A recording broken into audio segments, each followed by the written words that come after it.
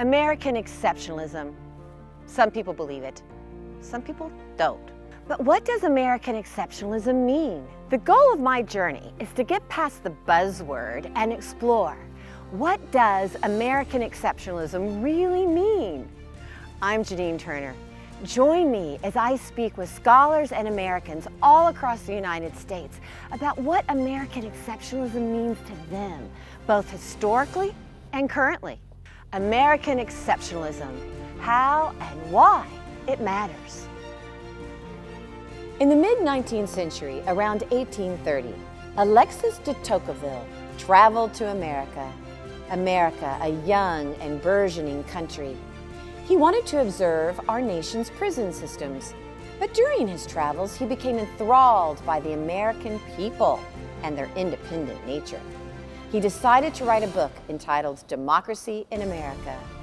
One of his main focuses was how the people in the local communities looked after one another.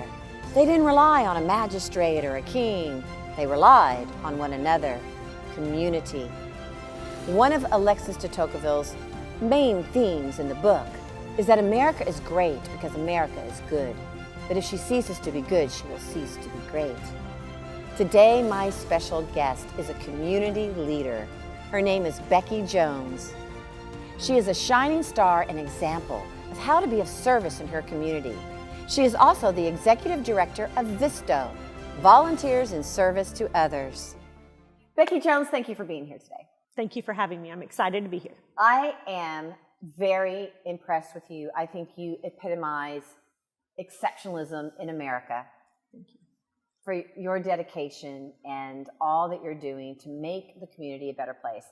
And at my foundation, Constituting America, we have a study, and every year an annual study. And this year's is on Alexis de Tocqueville's Democracy in America, which of course he wrote in mid-1800s about America. He was just amazed at the independence of Americans, how they didn't need a monarch, they didn't need a king, how they looked after each other.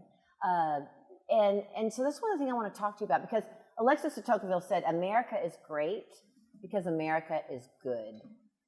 And what you represent and what you're doing, I think, represents American exceptionalism, and it's the community looking after the community, and that is good, and that's partially what makes America great.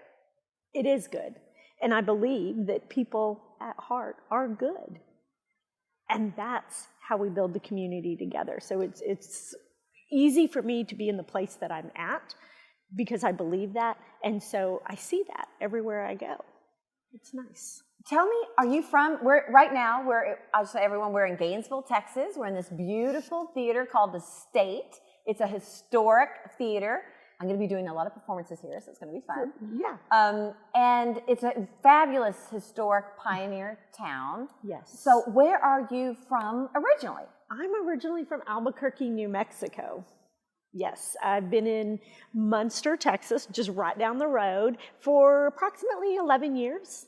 But so I believe you live currently now, where you've been for 11 years, close to where my father lived. He had a place near you. Wow, I love Munster. It's a nice little town. It is. Was it German?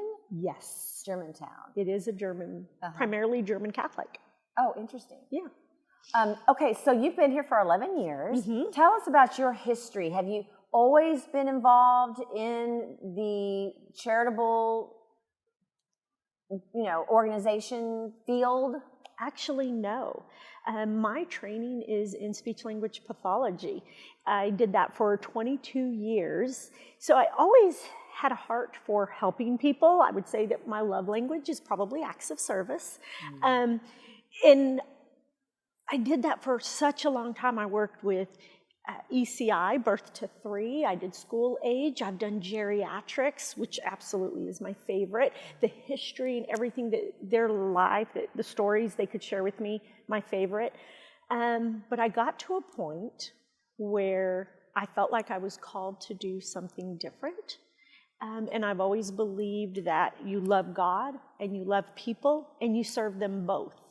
And so I asked my husband, can I leave this wonderful, high-paying job and go into the nonprofit sector? And he said, with my blessings. Yeah. So that's my story. Well, see, that's what makes America great, is that goodness and serving God and community. And I really believe that God is the foundation. You know, in this country, we can believe in whatever God we choose, but God is definitely a foundation in keeping America good, since that's our theme today. You know what I mean? Absolutely. Because you have the belief that God is good, and he's in a good mood every day. So it makes it easier to follow suit. Well, I like that. I've never thought about God being in a good mood every day. Yeah. I like that. I know God's loving. I mean, I've always thought God loves me, and so I'm going to try to keep my thoughts in a positive vein. Yeah. But if I think about God being that, I like that. I'm just going to think about. I like to wake up and say, "This is the day the Lord hath made. I shall rejoice and be glad in it." I try to tell myself that. Absolutely. And another is based off a psalm. God, guide me to accomplish your purpose and succeed in the things for which you sent me. Yes. Because God said, my word will go out and what I want will be accomplished. So I'm like, well, help me go out and accomplish that. Yes. And that's obviously what you're doing. I'll talk to you about speech, working with people. In first grade, I couldn't say my SHs. I still have a problem sometimes. And I'm an actress, right? Like ship. You Sally. have to think about it? Yeah, well, I was saying, if it was ship, I was saying sip. Mm-hmm. And I still think it's because my two front teeth were a little not quite, they don't like, so my parents were like, oh my gosh, and we're talking in the 60s. And so in my Wilshire Elementary in Euless, Texas, I went into the classroom with a very nice woman. I don't remember her name or anything, very nice teacher. And she worked with me, and she said, put your finger here, ship. And I'm like, oh, ship. So I only had to have one day. I love that.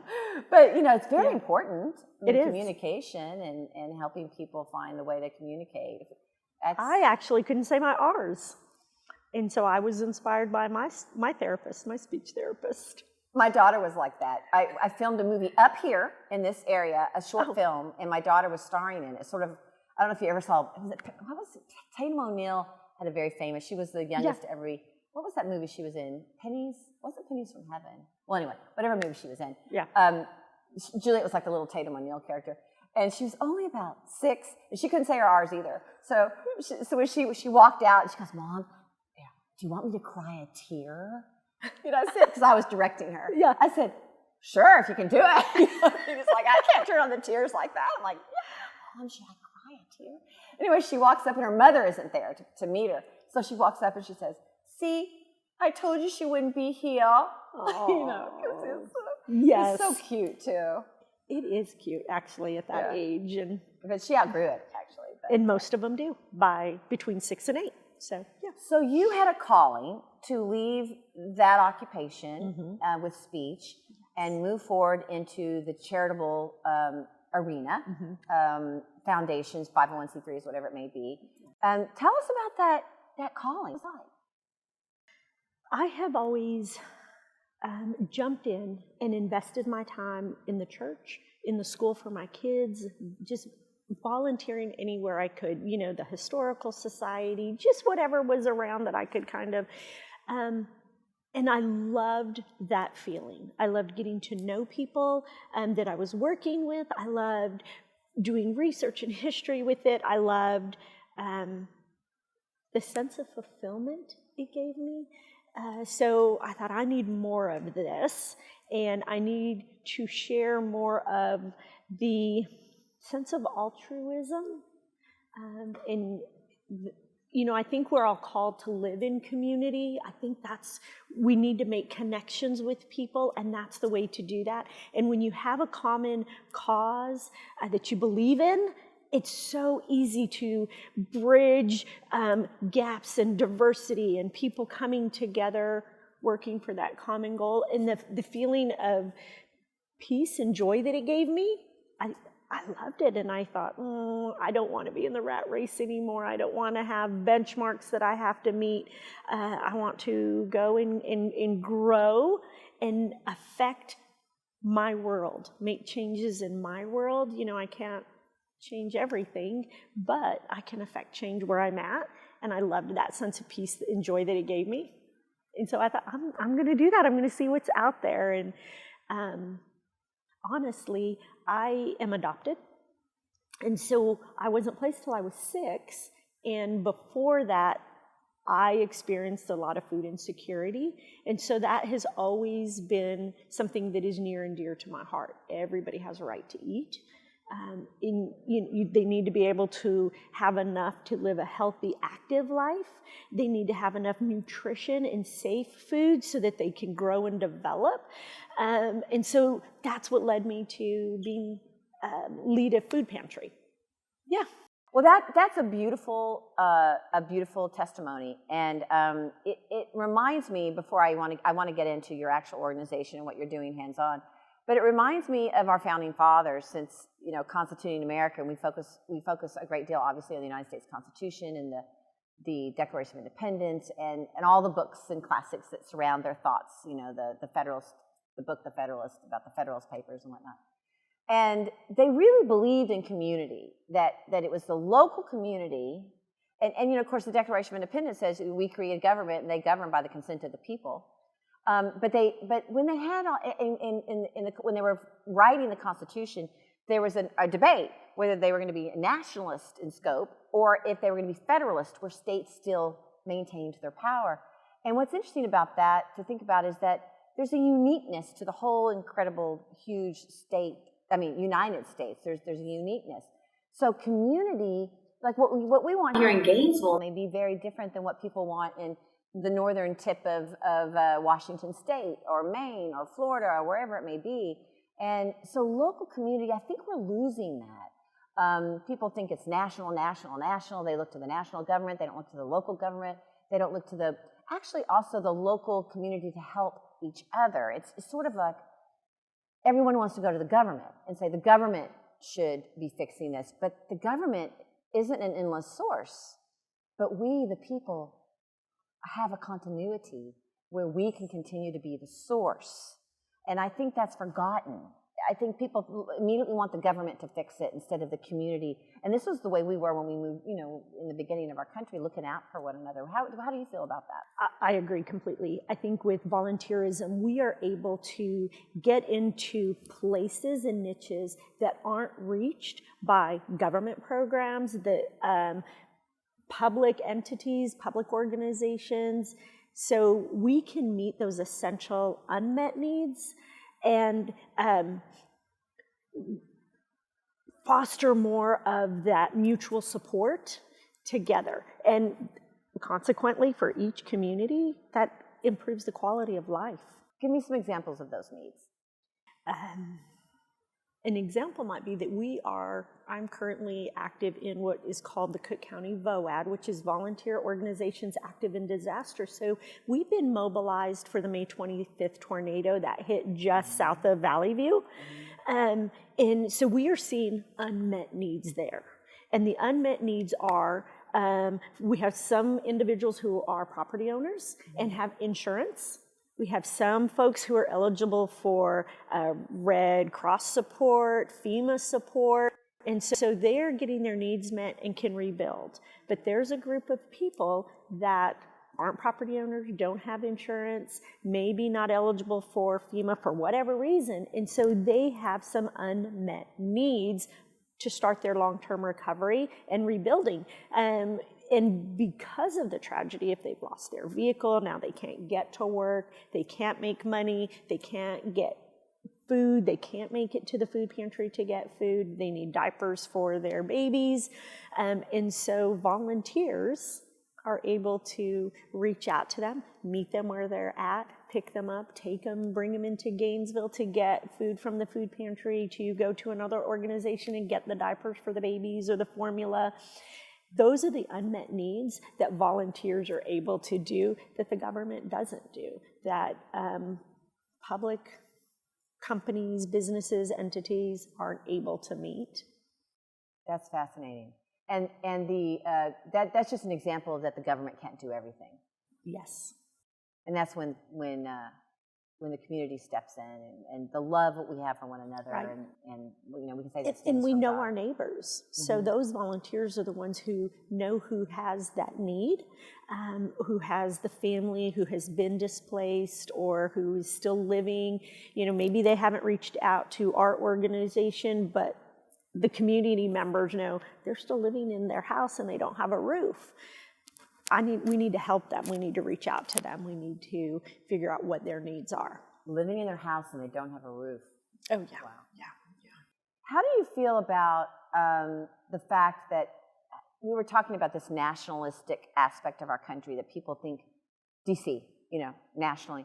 And they also give the president way too much power, and according to the Constitution, it's a checked power, But Right. That's why knowledge is power, right? Absolutely. But the news.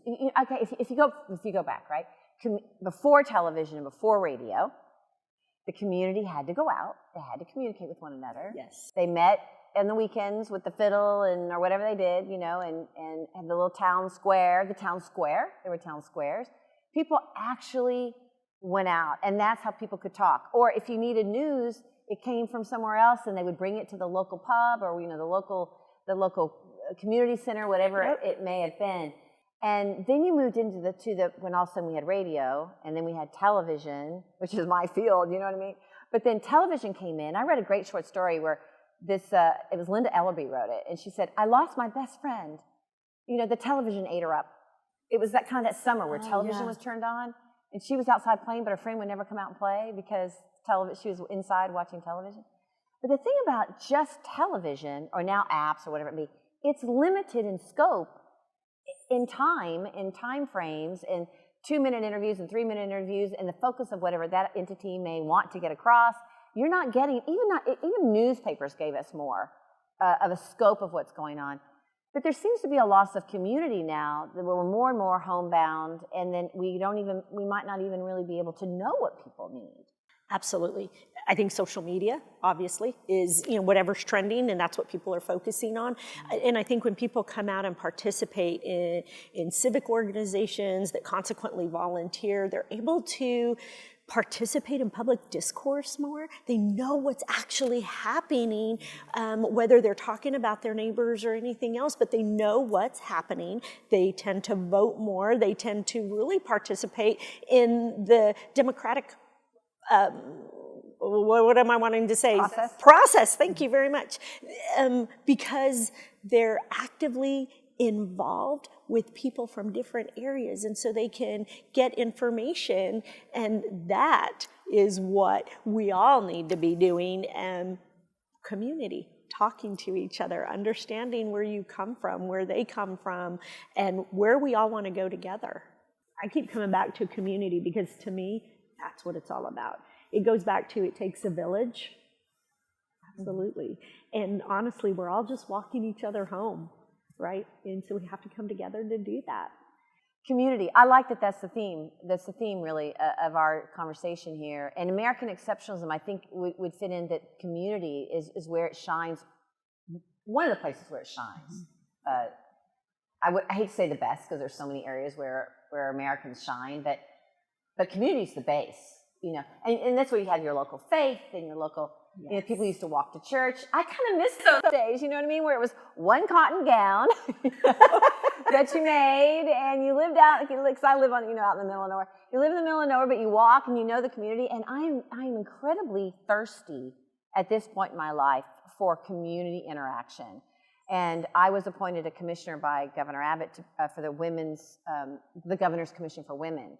Oh, and wow. So it is forcing me, because I'm a little bit of a hermit, to get out into the community. And it's been through that process, which, by the way, one of our main, as the Commission's main focuses is on adoption, foster children, and finding homes for them. Wow. It's called the Heart Gallery. Because Governor Abbott, Mrs. Abbott adopted their child, and so they have a fondness for this. And there's so many foster children, I didn't know, that go 6 months to 6 months to 6 months, a lot of times to different places.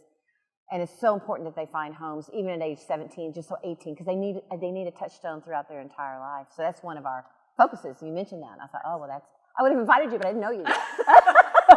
But it was through that community gathering that I heard about you. If I'd been home watching the news, looking at my app, I would have been more in a national scope, and I wouldn't have known. It was because I was out working the community. I invited my neighbors and the leaders in the town, and David Parker and Parker Jones and Lily Jones and Gilbert, and we all came together, and it was about a group of 20, 25 of us talking about how we can help the community. And if only people understood how refreshing that is. Yes. Because I was up there saying, okay, now we all need to get together again, because it was a lot of people who live right around my ranch. I'm like, we have to get together again. So what do you want to do? Do you want to get together next time and square dance? I didn't have any takers for that. I said, all right. Two-stepping?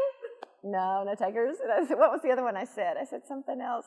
Square dance, two-stepping. I didn't get any takers. Anyway, I said cards. Didn't get a lot. And I said bingo. And they're like, yeah. And I'm like, okay. Bingo is always fun, though. But I'm already planning the October get-together. But I do, because I do think that it's an effort. It is an effort to try to get the community to come, which will be a wonderful segue into how you have succeeded so greatly at your organization at Visto.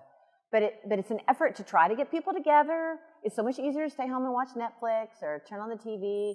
But it's an effort to call people, text them again. Are you coming? Remind them to come. Whatever. But when you get there, it's really lovely. And I yearn for that sort of American exceptionalist concept of the community coming together. But I really almost think it's a lost art, and you really have to, you have to. It's a conscious decision. Yeah, you have to work that muscle, to make that happen. And you have to be disciplined, because we're not always motivated, but we have to be disciplined to do things like that. And even with social groups, right, we want to find people that we have common ground with, so that we can do life together. But even when we find them, we still have to consciously make the effort. Mm-hmm. Because we don't have to go out and walk for a need. Yes. People used to have to walk to each other. Will you come help me with this? Will you come help me, with my well, or take this tree down? And now I do have that with my neighbors. We help each other. Or can I have a bar and egg, a cup of sugar? Mm-hmm. I mean, you had to interact. Or there's an emergency and you had to go help each other because there wasn't anybody else. So in a way, there were a lot of downsides to it, but there was an independence to it, but thus it was a dependence on each other. And I think that's a little bit what we're losing when we go into AI. We're losing dependencies on each other as a community. So let's talk about Visto. So this is a great segue into your current position. And once again, it was through the community outreach and a community get-together that I learned about you. And I'm so thrilled that I now know you. Hopefully we'll become friends. I hope so. You can come to my October get-together, the community get-together, and then I will square dance. Oh, goodie. We should do that. Or I thought we could come here. We could come to this beautiful historic theater and bring someone in to teach us line dancing. Oh, that'd be fun. Wouldn't that be fun? Yeah. My daughter's getting married, and the band's going to do all these line dances, and I'm not going to know any of them. So oh, yeah, you've got to learn. I need to learn, but that's in September, so I don't know. We may have to do that in September. But I heard about you. Everybody raves about you, by the way, how exceptional you are. Thank you. David Jones, who owns this theater and has Parker Electric in this town, raves about you, and so your reputation is just glorious. Thank you. And so talk about Visto. Okay. What does it stand for, and when was it founded? Okay. First of all, David Jones is amazing. He is so generous in this community, and he is a champion for Visto. He definitely is. He's so good to us. Visto is volunteers in service to others. It was founded in December of 1988 by the Ministerial Alliance. All the Cook County churches came together, and they said, we need to have one central organization that we can put our funds into and our support into and reduce duplication of services, because they did notice that people were knocking on doors. And so Visto was created. So we are not only Cook County's emergency food pantry, but we also help with financial assistance for rent, utilities, transportation to verifiable medical appointments or job interviews, prescriptions if they're not mood altering. But we also have a program which is dear to my heart called Pathways, and that's our mission to break the cycle of generational poverty. And we do that through mentorship, education, and resources, community resources. So for that program, I really reach out to the community and plug them in. If somebody is interested in learning anything, I obviously don't have the knowledge and the skills to teach that, and so I will reach out to somebody in the community, and Janine, nobody has ever told me no. They have always just said, let's make that happen. What does that look like for you, and how can we be plugged in? So it's amazing. So we do things like cooking and nutrition, self-defense, extreme couponing, fixing things in your home. It's little simple things, right, that you would have to call somebody in. It might cost a lot, but if you did it, it might cost $10. So we've got classes to teach how to replace an outlet or fix the fan, changing light bulbs, simple little things that can save money, but it also plugs them in to the community. Is this under the umbrella of the generational poverty? All that Yes, all of these classes we offer for free under the umbrella of our Pathways program. We do parenting classes, we do GED, we do English as a second language, understanding how to start bank accounts and how to protect your passwords, just anything that anybody might have a need for to help them gain independence and reduce their dependence on government agencies or charitable organizations. Because we all feel better when we're independent and making decisions for ourselves and taking care of ourselves and taking care of our families. That's huge. And so that's what Visto does. So that's a lot. that's a lot. How do people find you? How do people learn about your organization? Word of mouth? Word of mouth, social media, internet. It is kind of a small pool here, and so it is really just word of mouth. Most people in most businesses, civic organizations, and churches will direct them. Oh, I see. So if they go to their business or their churches, they say, call Visto. And do you have? And you said you have a food bank. So does Visto distribute food, or do people come to eat at your facility as well? We don't have the capacity to make meals, but we are a food pantry, so people are eligible to come once every 30 days. We do a program called Backpack Buddies, and so that's essentially Meals on Wheels for kids on the weekends. So if students are eligible for free and reduced meals during the week at school, what happens on the weekends? We make sure that they have enough food on Saturday and Sunday to fill their bellies, so they show up to school on Monday satiated, so that they can sit and focus and learn, right? So those families, we know that when the kids aren't in school, June, July, August, December, it creates an additional financial burden. So those families are eligible to come in twice a month, every 2 weeks. Right. Any other situations, we have exceptions for, of course, if they're homeless, come every week, transient, they can come through as well. Yeah. And it's volunteer based, and that's in the V is for volunteer in service to others. Okay. So the meals are donated, the food for the food bank. Who gets in their? I mean, obviously people come to the facility, but are they taken to families as well too, or do you just? No. They are not. We don't have the capacity. We only have myself and four staff members, but we have an army of about 75 volunteers. And so that's how we make it all work in terms of just cycling the food through, processing it, getting it to people in their cars. And so folks can come in and we can either make about 75 pounds worth of food is what we get, and we can give it to them. Or we're also client choice, where they can come in and do the shopping themselves based on their own preferences, dietary restrictions, religious preferences, whatever it may be. They can come through and shop for their own food. And what's the other one if they don't shop for their own food? We just take it to them. Oh, we just get the basics uh-huh. out, just. So someone does take it to them? We just take it to their car. Oh, to the car? Yeah, because okay. Sorry. when COVID happened, right, people weren't coming in, and so they would back up, open up their trunks. Right, and that's how much COVID's changed all of our lives. So it's the Instacart, essentially, of the food pantry. Yeah, there you go. Yeah. And so you have a lot of volunteers, and I met someone the other day in the community and said that he worked at a food bank, so to speak, on the weekends, and I thought it may have been Visto then. So we do mobile pantries as well. So for those who are working but still need a little assistance, we're only open Monday through Friday, and so for the weekends, we do a mobile pantry and partner with one of the churches. So folks, you'll take some of your food to the church. Yeah, that's we'll awesome. Give it out. So it's the food, and then there's the breaking generational poverty. Mm-hmm. Yes. And then there was another one. So we do financial assistance. And then we also do referrals. So we want to get people connected to those resources in the community that can help them long term, whereas we may or may not be able to.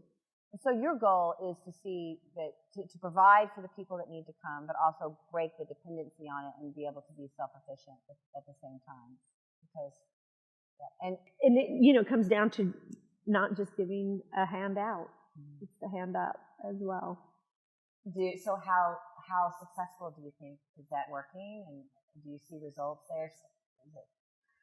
We are seeing more and more results, and honestly, until people are uncomfortable enough in their situation, they don't make a change. We know that, and so for example, for our financial resources, we don't just write a check for their rent. We make sure that they're communicating with their landlord. We're making sure that they're utilizing and exhausting all other financial resources or resources that they have themselves. And we have them fill out a budget so they understand what's coming into their home and how they're spending that money, so that they can get an idea of what they can do to make a change, so that next month and the month after they're not in this situation. And so we work through processes before we just hand out money. So we want to do some education as well. Well, that goes hand in hand. Mm-hmm. Tell us about these amazing statistics. Since you have been the executive director, there are all kinds of bar graphs that have just gone way up.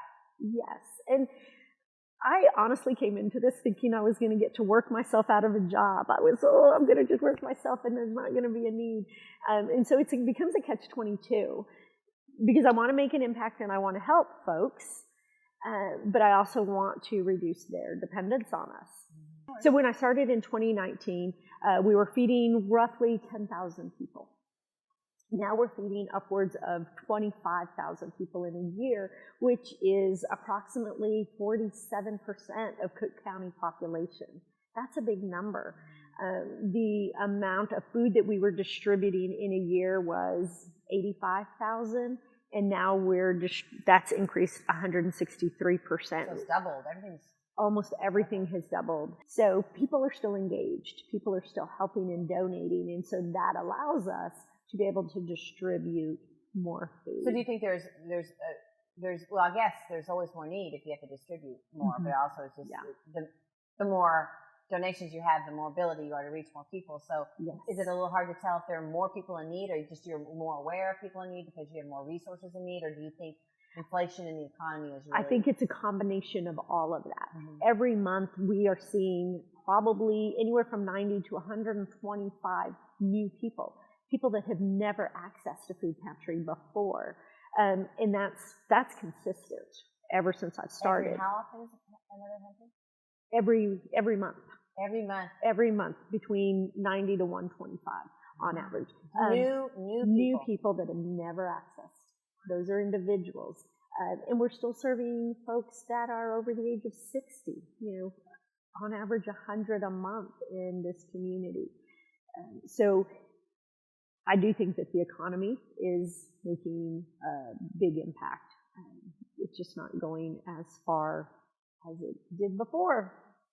Well, but it's so talk to me about first of all, blessings to you and my gratitude to you for your service to the community and for Visto and what Visto's doing to help the community and people that are in need. I mean, it's a beautiful, beautiful thing. I think it's godly.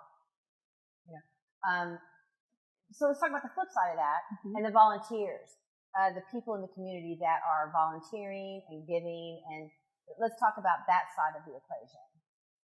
The people that are helping the community. We have, like I said before, if I need somebody to volunteer and teach a class for 6 weeks, businesses always allow their employees to come and do that. People that are retired come and do it. We do have a lot of schools that will do food drives for us, businesses, civic organizations, churches. The folks that are volunteering on a daily basis tend to be older and retired. And I know that is because they have more time on their hands and our hours.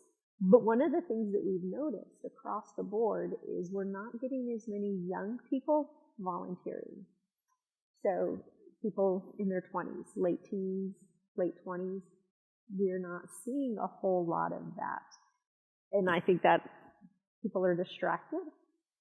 They're not stepping out and maybe don't understand the importance of community, walking in this life together for a common goal. That's interesting. That's really interesting. So how many years has that been in decline, would you say? I would say in the last 5 years, 6 years. The last 5 or 6 years. Yes. Not as many youth, late teens, early 20s, volunteering. That's interesting because I know my daughter in middle school, high school, college, there was a big push, especially in high school, to get those hours, to go be of service. And I was on President Bush's Council of Service and Civic Participation. It sort of launched my fire for everything. I launched my foundation after that. Oh, nice. But there was a program to really go into the schools, get a certain amount of hours, and gold and silver and bronze and platinum, and tiers of how many hours that you did, encouraging people to be civically engaged. And I think that's interesting. Well, I think that's why at Constituting America we're really working for that too, nonpartisan. Yes. Just to go in and say, this we the people. Yes. It's we the people, and it's community, and it's community, and it's local, and then it's state, and then it's national, and we have to look after each other. And that's kind of a similar concept, being of service and helping one another. We do see that. I would think that it might not be such a huge decline because there's been such a push in the schools to be of service. But then again, if you flip that around, junior and high school, for their honor societies, they are required to get hours. That continues. So it's after they graduate. Oh, they don't continue. They don't continue. And some companies give you bonuses at the end of the year if you've donated so many service hours in the community. That's wonderful. And we do get people that continue because they enjoy it. They get that sense of fulfillment. But generally speaking, we have the younger kids, the younger population, junior high, high school, and then we have older folks. Interesting. Yeah. Interesting. Of course, sitting inside, right? We got everything at our fingertips. Yes. We have everything at our fingertips. Absolutely. There was someone talking about if there's going to be a revolution in the country, whatever. There's this person on social media that was making a joke saying, "Are you kidding? No one wants to get out of their bed. Who's going to go, fight in a revolution? They don't want to change. They don't even. They're too lazy to go from one Netflix show to another, so it has to auto stream for them. Oh yeah, it's like everything's delivered to the house. McDonald's is delivered to the house. Who's going to get up and go? So it's sort of a challenge for the rising generation. Now we have AI and everything else coming up. It's to not forget that sense of humanity, and you could argue potentially, and I don't know what the stats would be, but faith is a big part of motivating people to get out of themselves. Yes. Not that there aren't people that do have faith, but it's just so easy to go home and sit there and be. I live alone, right? And I rely on my news pro, my television. And you think if the television were off, let's just say we lived in the Middle Ages or something. If there were no television, you would go out of your mind. Yes. Being in a house by yourself, you would have to get out. I have to go see people. I have to talk to people. I want to know what's going on. And I think I don't know what the answer is, though, to that. Do you? No. But that was very evident during the pandemic. People locked up, closed up in their homes, needing to get out, essentially jonesing to talk to another human being other than, your family. But the youth got very embedded in they got gaming. Comfortable in it. Yeah, they got social very comfortable. media, and then it just plays such a game. It's not a healthy. It has its pros, but it has more cons, I think. Than pros. I agree. Because there's just what you're going to say to somebody in person is going to be very different than what you're going to say over, and you can shut them off whenever you want. You just go, but in person it's a little more difficult. And I think to your point, saying if you tend to have a strong faith or a church family, we are called to be in community together. We're called to serve, love your neighbor as yourself. And so we tend to see more of that with people. Church groups come and volunteer. That's a huge part of our support system is the Ministerial Alliance and all the Cook County churches and the people that belong. And that's one of the first things they say, I'm with this church or I'm with this church. Give them the credit, the hours. So they're encouraging. They're absolutely encouraging, yes. Well, this is beautiful. I just think this is the nexus of keeping us knit together as a people. One of our programs at Constituting America is how to have a civil civic conversation. Mm-hmm. And it's not easy.